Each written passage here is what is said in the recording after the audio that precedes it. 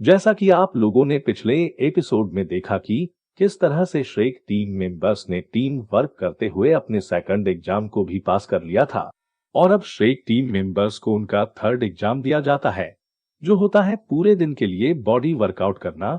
और फिर बोसैक्सी Shrek team के पास आती है और उन्हें अपने थर्ड एग्जाम की जगह पर ले जाती है, जो कि होती है द नेचर ऑफ एंगर, जहां पर कोई सोल मोन्स्टर भी नहीं रह सकता है। अब बोसैक्सी अपनी सोल पावर को रिलीज करती है और हम उसकी सोल रिंग्स को देखते हैं और हम उसकी सोल फॉर्म को भी देखते हैं, जो कि ओशियन गॉड का ही एक अंश गार्डियन सोल फॉर्म होता है। ये बहुत ही रेयर होती है, जिससे हम बोसैक्सी की पावर का अंदाजा लगा सकते हैं। फिर बोसैक्सी अपनी उंगली से पानी की एक बूंद समंदर में गिराती है। वैसे ही पानी की लहरें रुक जाती है और फिर बोसैक्सी अपने हाथ से कुछ इशारा करती है, तो पानी में से बहुत ही बड़े पिलर बाहर निकलते हैं।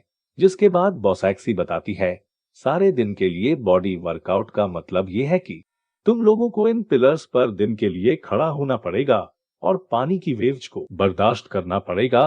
और बताती है, ब्लैक लेवल को 5 घंटे, लेवल 6 एग्जामिनर को 8 घंटे और लेवल 7 एग्जामिनर को 10 घंटे और लेवल 9 एग्जामिनर को डेली के 20 घंटे इन पिलर्स पर रहकर पानी की वेव्स को बर्दाश्त करना जरूरी है। और बोसैक्सी उन सब को इस एग्जाम को पास करने के लिए 1 साल का वक्त देती है और कहती है, तुम्हारा ये एग्जाम कंप्लीट होने तक मैं तुम्हारे साथ ही रहूंगी।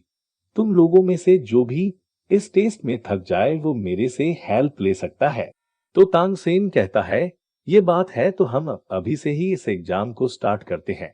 जिसके बाद बोसैक्सी उन सभी को उनके टावर्स पर टेलीपोर्ट कर देती है और जैसे ही वो सब उन पिलर्स पर खड़े होते हैं, वहां से चैंस निकलने लगती है और वो उन सभी को पिलर से बांध लेती है। फिर बोसैक्सी फिर से अपनी सोल रिंग्स को बाहर निकालती है और एग्जाम को शुरू करती है।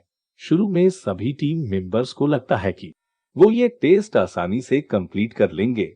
जिसके बाद उनकी तरफ पानी की वेव जाती है और उन सबको पानी में डुबा देती है, जहां हम इस टेस्ट की असलियत को देखते हैं।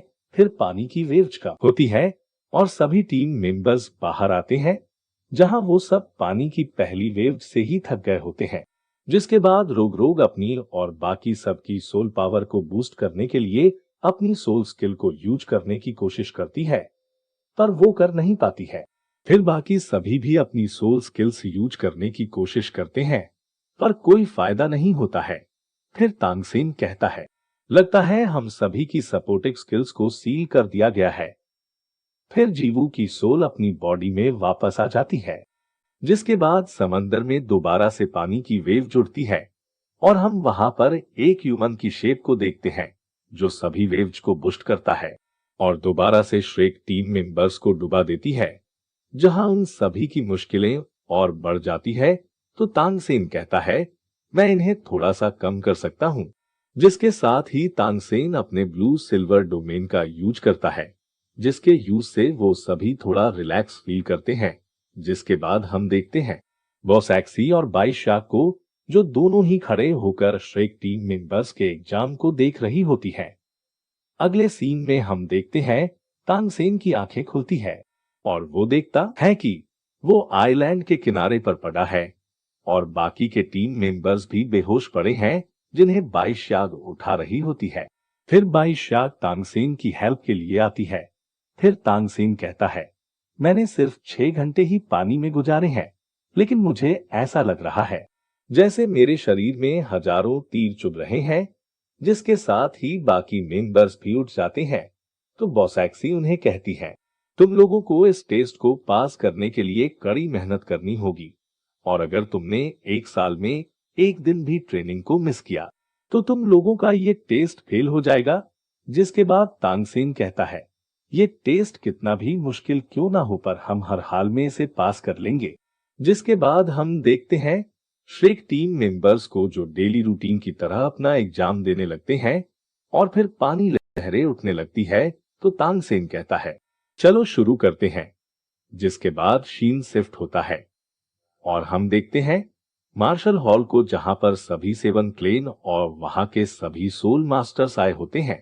जिसके साथ ही वहां पर आती है बेबी डॉग हेला और उनके 2 मास्टर्स, फिर बेबी डॉग कहती है कि सोल वर्ल्ड में आने वाली मुश्किलों और खतरों से प्रोटेक्शन के लिए आज मैं ऐलान करती हूँ, मार्शल हॉल अपनी कंट्री बनाएगा जिसका नाम होगा वुहान एम्पायर। और कहती है, मैं उस एम्पायर की एम्प्रेस बनूंगी। जो कहते ही सभी लोग बेबी डॉग के सामने घुटने टेक देते हैं, यानी झुक जाते हैं। जिसके साथ ही बेबी डॉग दोबारा से अनाउंस करती है, मेरे वुहान एम्पायर की प्रिंसेस हेला होगी और वो मेरे बाद में कोई भी फैसला ले सकती है। यहाँ तक कि वो किसी भी सोल मास्टर को वुहान हॉल का एम्परर भी बना सकती है। जिसके बाद हेलबॉय कहता है, हेला मैं एक दिन वच इंसान बनूंगा जिसे तुम पसंद करने लगोगी। फिर बेबी डॉग अपने सभी क्लेन मेंबर्स और बाकी सोल मास्टर्स को इंटीरियर सिंबल देती है, जो कि वुहान एम्पायर का सिंबल होता है। जिसके साथ ही वो सभी एनर्जी से बने लोगों सभी की छाती से अटैच हो जाते हैं और उनका पास बन जाता है। जिसके बाद हम देखते हैं कि आंडोलियो को वो ये सब होते हुए देख रहा होता है, पर उसे इससे कोई फर्क नहीं पड़ता है, क्योंकि सुरैन को पहले ही एंजेल के 9 टेक्स्ट मिल चुके होते हैं और वो जैसे ही उन सभी एग्जाम को क्लियर कर लेगी, वो कियानडोलियो के एंजेल हॉल की एम्परर बनेगी और तब उसके पास मार्शल हॉल से भी ज्यादा पावर होगी। जिसके बाद हम देखते हैं तांग क्लेन के स्काउटिंग बर्ड को, जो कि कोई संदेश लेकर तांग क्लेन की तरफ जा रही होती है। और इसी के साथ ये एपिसोड यहीं पर खत्म हो जाता है। तो दोस्तों, अगर आप इस चैनल पर पहली बार आए हैं तो सब्सक्राइब करके जरूर जाना।